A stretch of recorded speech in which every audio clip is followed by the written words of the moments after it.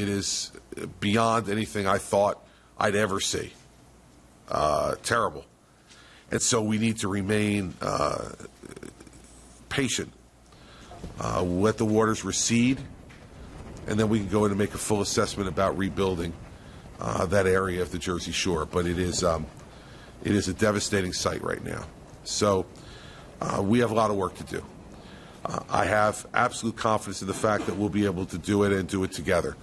I have confidence in the fact that we'll have complete support from the President of the United States and federal authorities.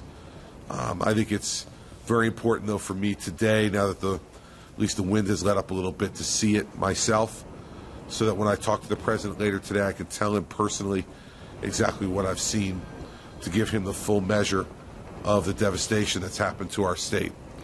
No question in my mind, given the reports that I've seen so far, that the devastation that's happened to New Jersey is beyond what's happened to anyone else, at least from the reports that I've seen so far, and that should come as no shock since the storm made landfall here.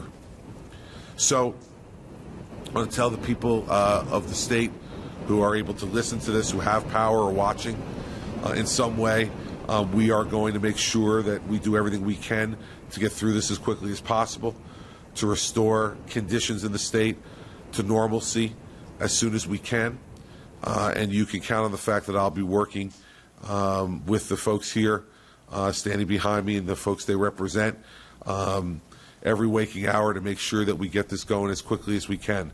But the devastation is unprecedented, like nothing we've ever seen reported before.